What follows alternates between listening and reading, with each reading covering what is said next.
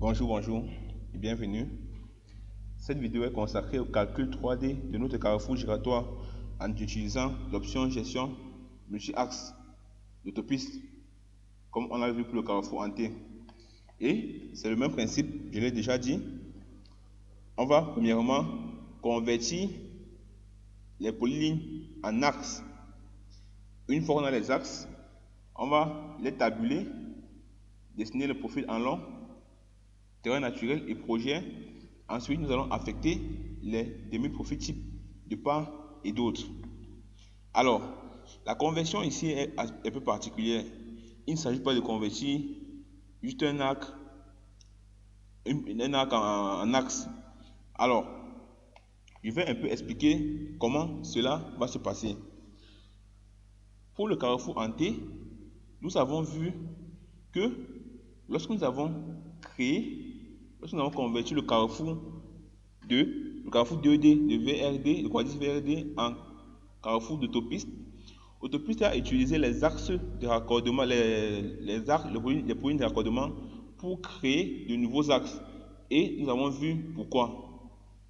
C'est la même chose que l'autopiste va faire dans le cadre du carrefour giratoire. Comme toujours, ici, nous avons un îlot, ce qui fait que le profil type ne pourra pas être affecté à cet axe secondaire. Donc, l'autopiste va donc considérer les axes de raccordement ici comme les nouveaux axes de notre carrefour giratoire. Et vous voyez qu'ici, il y aura un axe pour cette branche et un axe pour cette branche. On aura le choix de prendre un axe en entrée ici, un axe en sortie, donc ça fera deux axes de ce côté, ou alors de les fusionner et de l'appeler branche entrée-sortie 1, entrée-sortie 2, entrée-sortie 3, et ainsi de suite. Donc, voilà comment l'autopiste va convertir les nouveaux axes. Et comme toujours, il y aura un axe fictif.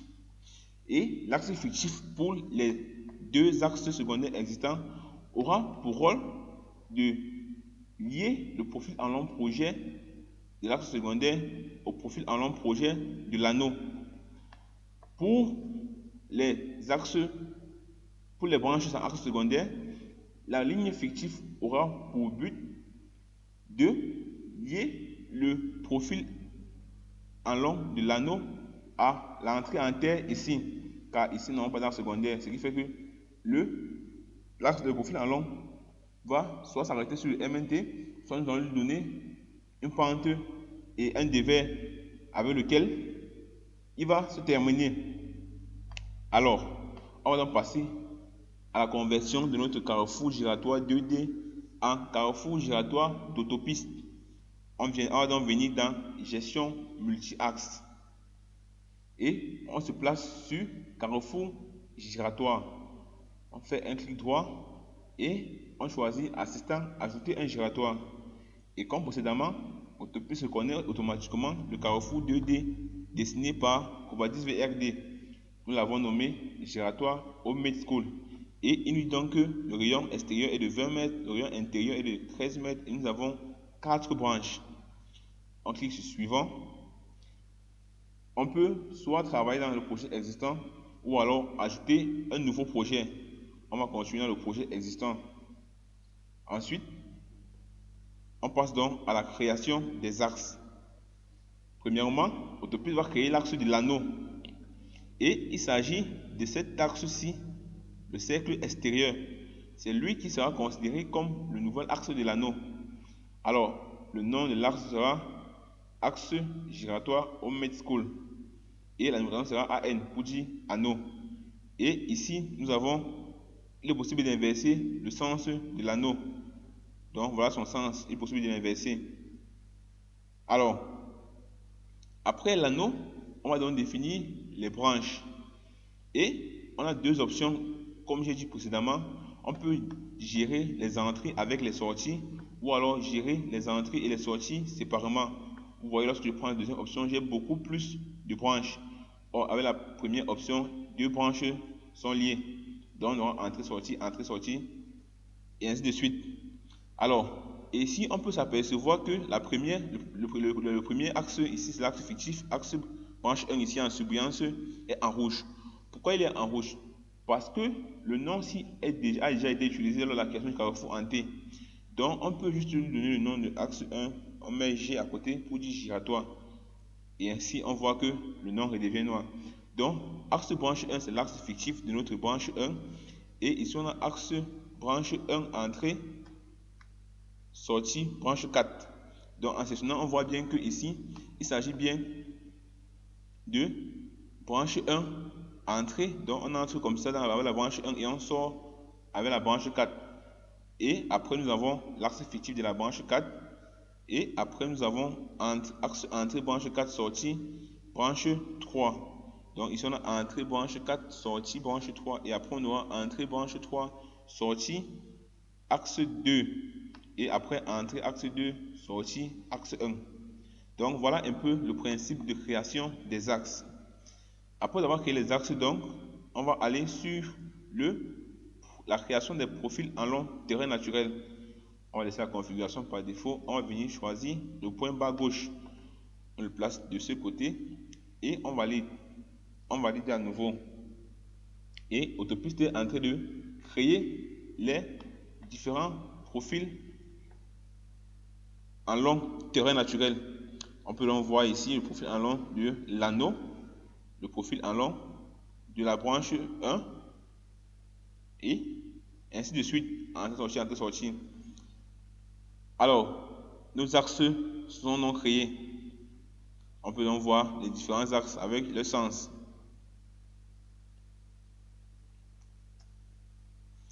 Alors, après avoir créé les axes et leur profil en long, on va passer à la tabulation de nos axes. On va se rendre à nouveau dans la gestion multi-axe. On se place sur le carrefour au Mid School. On vient sur tabulation et on peut choisir de donner un intervalle constant, par exemple tous les 20 mètres, et on implante les tabulations. Ou alors, on peut laisser tabulation par défaut. Donc, on va prendre tous les 20 mètres et on valide. Et on voit que nos axes sont en train d'être tabulés. Et l'anneau aussi.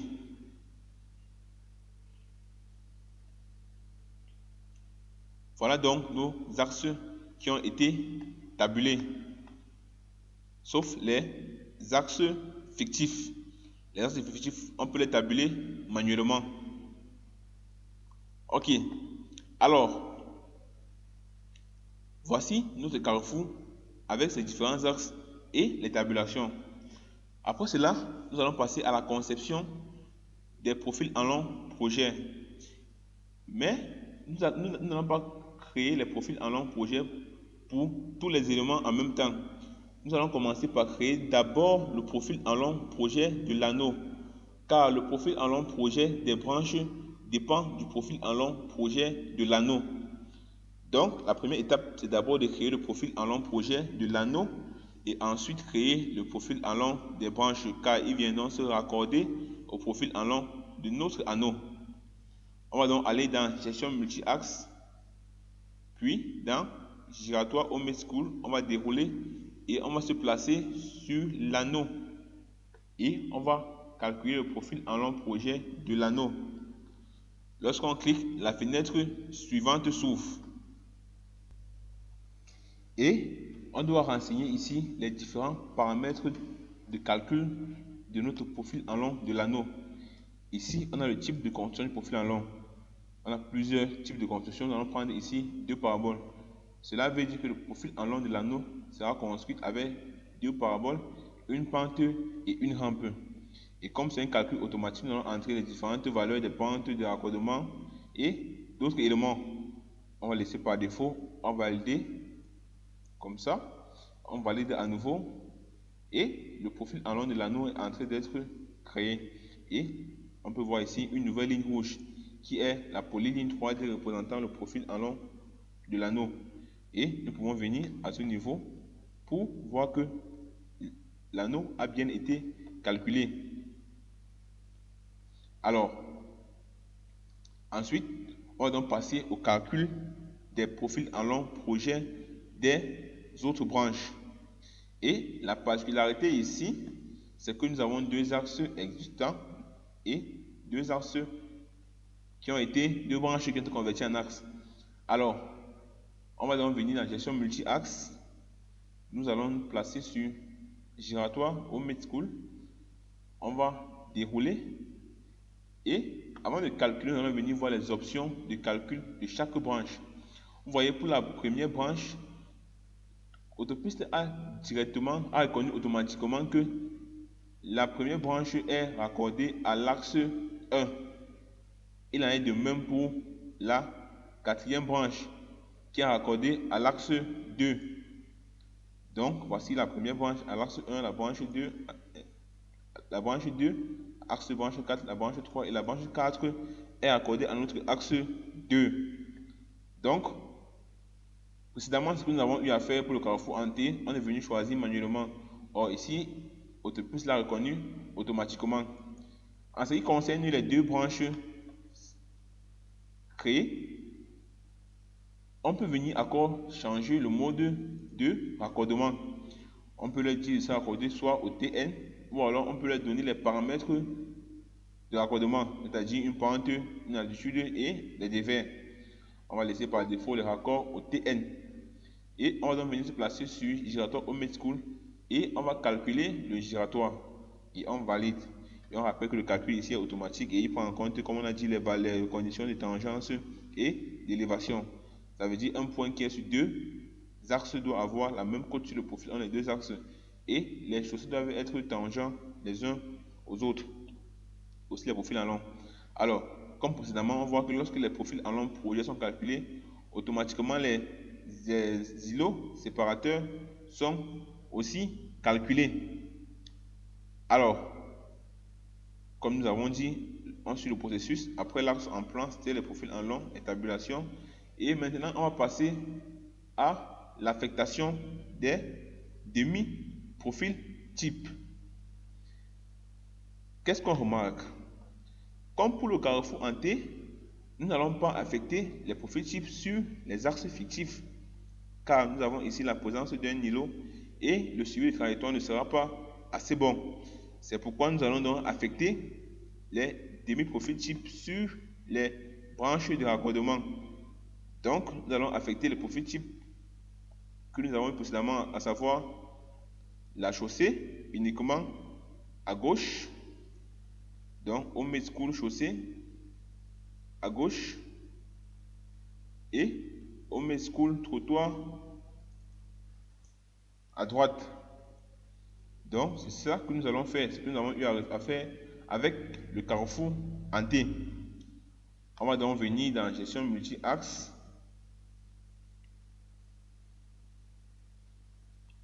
Nous nous plaçons sur giratoire et on se place sur l'anneau.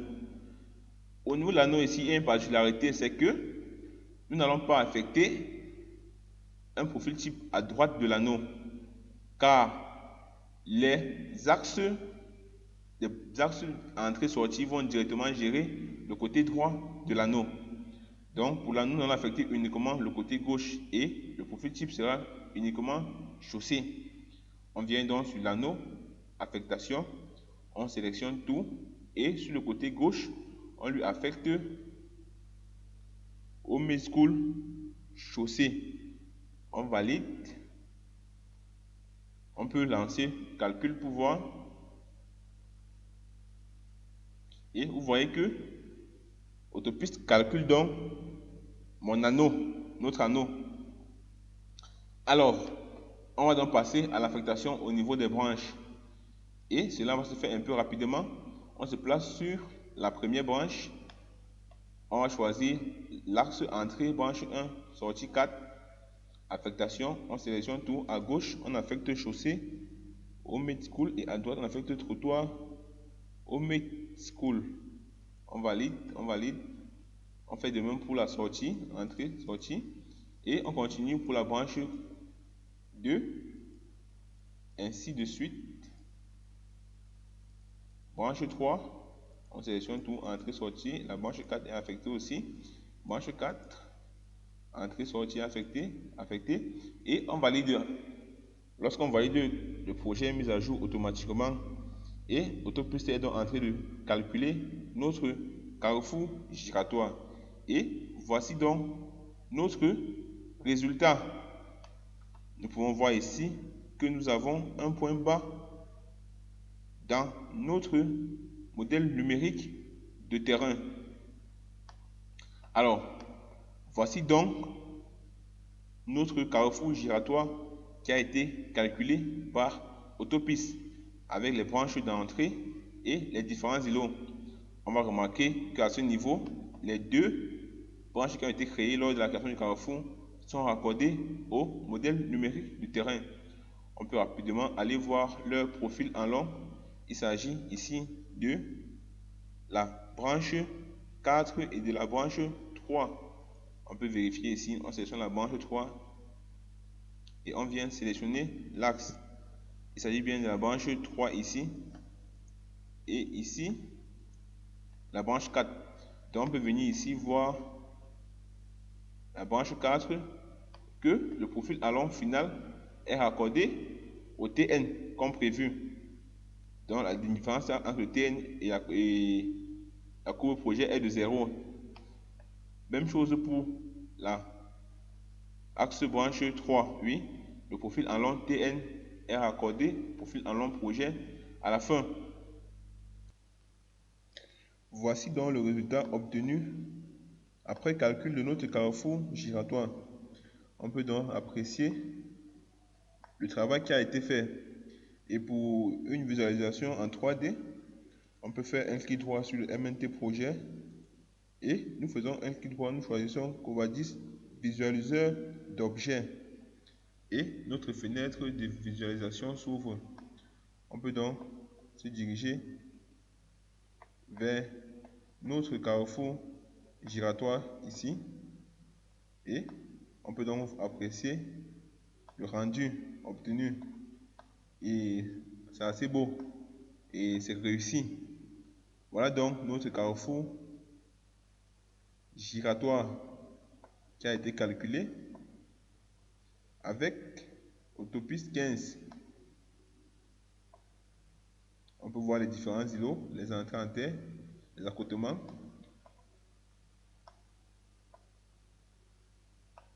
C'était tout pour cette vidéo.